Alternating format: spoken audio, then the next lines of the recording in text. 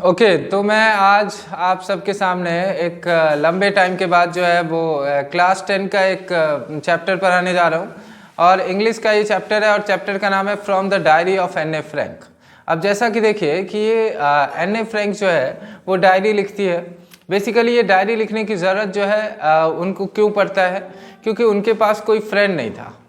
वैसे कहने को तो उनके पास बहुत सारे फ्रेंड थे, लेकिन आपने इंग्लिश में एक फ्रेज सुनी होगी कि a friend in need is friend in deed, यानी दोस्त वही होता है जो असल में ज़रूरत के टाइम आपके काम आता है, उसे हम दोस्त कहते हैं। तो देखिए कह रहे हैं कि writing in a diary is a really strange experience for someone like me. मेरे जैसे लोगों के लिए डायरी लिखना जो है एक स्ट्रेंज एक्सपीरियंस था। ऐसा नहीं कि उन्होंने उससे पहले डायरी नहीं लिखा था, but it seems to me that later on neither, क्योंकि no one will believe that what a 13-year-old school girl will write in her diary। कोई भी जो है इस पर विचार नहीं करेगा, इस पर म्यूज नहीं करेगा, इस पर थिंक नहीं करेगा कि एक 13 साल की बच्ची जो है वो क्या लिखेगी। अब इस लाइन को आप नोट करना, क्योंकि पूरे चैप्टर में सबसे इंपॉर्टेंट लाइन जो है वो यही है कि paper has more patience than people. अगर आपके पास कॉपी पेन है तो इस लाइन को अंडरलाइन भी कर लो, क्योंकि ये बहुत ही इंपॉर्टेंट लाइन है और ये पेपर में आएगा कि paper has more patience than people. ऐसा क्यों कहा है एन ए फ्रैंक ने? अब देखिए, paper has more patience than people, आप इधर आ जाओ, आप इधर। Paper has more patience than people, यानी पेपर में ज़्यादा पेशेंस होता है आदमी से। क्यों? क्योंकि देखिए, अगर आप किसी से बात शेयर करते हो अपने दोस्त यार से, बेसिकली अगर आप लड़की हो और किसी से बात शेयर करते हो तो लड़कियों में एक खास बात होती है कि वो किसी ना किसी से शेयर कर देगी, मतलब बैक बाइटिंग करेगी, यानी चुगली कर देगी। तो वही बात है। लेकिन अगर आप कोई बात पेपर पे लिख देते हो तो वो जो है कहीं लीक नहीं होता। लेकिन वही बात आप अगर किसी गर्लफ्रेंड से शेयर करते हो, यानी अपने लड़की फ्रेंड से शेयर करते हो, तो वो कहीं ना कहीं चुगली कर देगी। तो कह रहा है, I thought of this saying no one of those days when I was feeling a little depressed and I was sitting at home with my chin in my hands.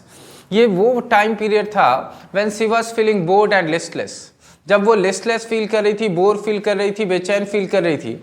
Wondering whether to stay in or go out, ये एक ऐसा time period था जब आप सोचते हो यार बाहर जाऊं घूमने या अंदर ही रहूं, घर में ही रहूं।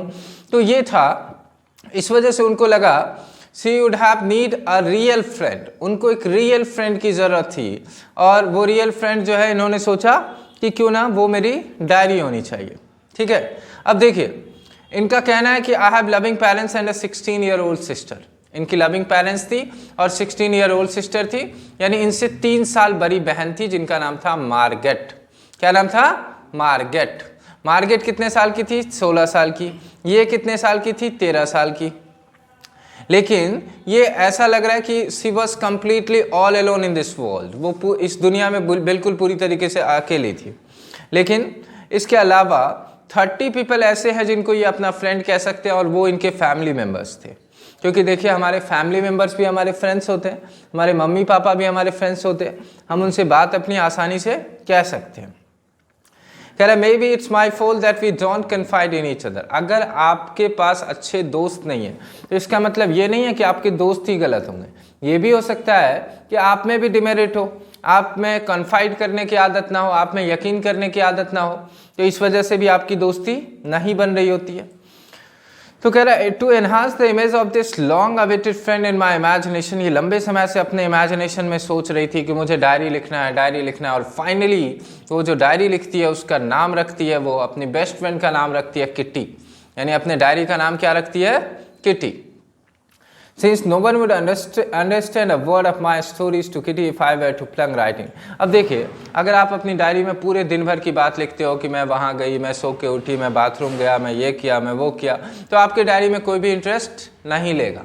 डायरी में तब लोग इंटरेस्ट लेगा जब आप उसमें इम्पोर्टेंट बात लिखते हो, इम्पोर्टेंट पॉइंट लिखते हो। कह रहे, my father the most adorable father. अब देखिए, मेरे पापा दुनिया के सबसे अच्छे पापा, ये सारी लड़कियों की बीमारी होती है कहने की कि मेरे पापा दुनिया के सबसे अच्छे पापा। ठीक है, अब ये बात नहीं है कि दुनिया के दूसरे पापा बेकार होते हैं, लेकिन उनकी आदत होती है कहने की। I have ever seen didn't marry with my mother until he was 36। इनके पापा 36 ईयर्स में इनकी मम्मा से शादी किए थे और इनकी मम्मा जो है वो 25 ईयर्स की थी। कितने की? 25 ईयर्स की थी। My sister Margaret was born in Frankfurt. Margaret इनकी बहन जो है वो फ्रैंकफर्ट में पैदा हुई थी, जर्मनी में। अब देखिए, आपको पता है कि उस टाइम जो है वो हिटलर जो है वो वहाँ से ज्यूज़ वगैरह, ज्यूज़, कन्फ्यूशियस, पॉलिस, इन सब को भगा रहा था। तो उसी में जो है इनको भी वहाँ से माइग्रेट होना पड़ा, इनकी पूरी फैमिली मेम्बर्स को, जिसमें कि इनको और इनकी बहन को जो है वो आकिन में रहना पड़ा अपनी ग्रैंड माँ के साथ, और इनके पापा मम्मी जो है वो हॉलैंड में रह रहे थे। I started right away at the Montessori nursery school. इन्होंने मॉन्टेसरी नर्सरी स्कूल से पढ़ना शुरू किया जब वो 6 साल की थी, ठीक है, इन द समर ऑफ 1941। अब यहाँ पे है कि इनके जो हेड मिस्ट्रेस था उसका नाम था मिसेस क्यूपरस। इनके हेड मिस्ट्रेस का क्या नाम था? Mrs Kuperus. At the end of the year we were both in tears as we said heart breaking farewell. लेकिन जब दोनों का सेपरेशन होता है तो एक हार्ट ब्रेकिंग फेयरवेल होता है, यानी कि दोनों ही रोते हैं, इनकी टीचर भी रोती है और ये भी रोते हैं। तो in the summer of 1941 grand माँ जो है वो बीमार पड़ गई और 1942 की जनवरी में इनकी ग्रैंड माँ चली गई। अब ये अपना डायरी लिख रहे हैं। डायरी में कह रहे हैं कि dearest Kitty, our entire class is quacking in its boots. यानी हमारी पूरी क्लास जो है वो हल्ला कर रहे हैं। क्यों हल्ला कर रहे थे? The reason of course is the forthcoming meeting in which the teacher decide who will move up to the next form. यानी कौन बच्चे पास करने वाले हैं, अगले क्लास में जाने वाले हैं, और कौन बच्चे फेल करने वाले हैं। पूरी क्लास यही बेट लगा रही थी कि तुम पास करने वाले हो, तुम फेल करने वाले हो। ये पूरा इनकी फ्रेंड, इनकी गर्लफ्रेंड जो थी जीएन, और ये हंस रहे थे बाकी बच्चों पे, क्योंकि वो पूरा टाइम यही कर रहे थे। पूरा हॉलीडे उन्होंने इसी में लगा दिया।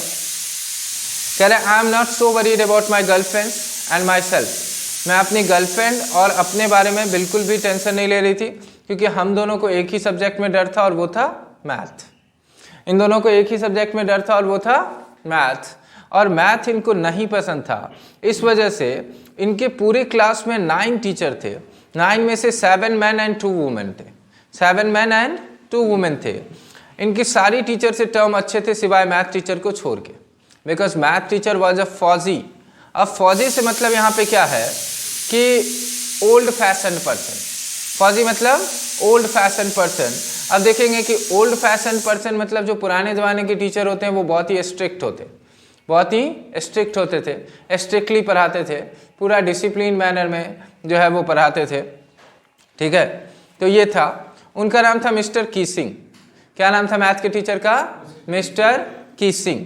अब मिस्टर कीसिंग जो है वो इन पे गुस्सा रहते थे, एने फ्रैंक पे, और उन्होंने बात करने की वजह से इनको एक एक्स्ट्रा होमवर्क दिया कि तुम्हें एसे लिख के लाना है। किस पर?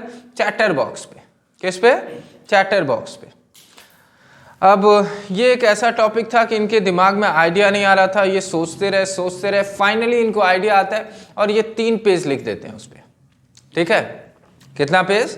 3 पेज लिख देते हैं। And she described in this 3 page that talking is a trait of students. यानी टॉकिंग जो है ना, बात करना एक स्टूडेंट का ट्रेट होता है, स्टूडेंट की क्वालिटी होती है, और ये क्वालिटी मुझे अपनी मम्मा से मिला है और इस वजह से मैं इसे रखना चाहती हूँ। ये क्वालिटी मुझे अपने मम्मा से मिला है, इसलिए मैं इसे रखना चाहती हूँ। मेरी माँ भी बहुत बात करती है, इसलिए मैं भी बात करती हूँ। मिस्टर किसिंग को ये पढ़ करके बहुत ही ज़्यादा हंसी आया और उन्होंने जो है दोबारा एक ऐसे लिखने को दे दिया, और वो ऐसे था an incorrigible chatterbox. An incorrigible chatterbox यानी कभी ना सुधरने वाला चैटर बॉक्स, यानी जो कभी ना सुधरे। और फिर भी ये उस पर भी लिख लेते हैं। फिर इन्हें वापस से मिलता है क्वैक क्वैक क्वैक पे लिखने के लिए, ठीक है। पूरा क्लास जो है वो हंसने लगता है। I had to laugh to though I had nearly exhausted my ingenuity on the topic of chatter boxes. Chatter box पे लिख लिख कर जो है ये परेशान हो जाती है। फाइनली ये एक पोएम बनाती है जिसमें कि एक स्वान होता है और एक डक होती है, और उनके 3 डकलिंग होते हैं, 3 बच्चे होते हैं, और वो हमेशा क्वैक क्वैक क्वैक करते रहते हैं। फाइनली जो है वो स्वान को गुस्सा आता है और अपने 3 बच्चों को मार देता है, ठीक है। तो ये पोएम था जो वो लिख देती है, ठीक है। इनकी फ्रेंड कहती भी है कि मैं पोएम में मदद करती हूँ तुम्हारी, बट ये मना कर देती है कि नहीं, मुझे खुद ही करना है। ये पढ़ने के बाद मिस्टर किसिंग को बहुत अच्छा लगा और उस दिन के बाद से उन्होंने कोई भी एक्स्ट्रा होमवर्क नहीं दिया। तो ये था मिस्टर एन ए फ्रैंक। ये देखो इतना लंबा स्टोरी मैंने आपको बस 10 मिनट के वीडियो में समझा दिया हूँ।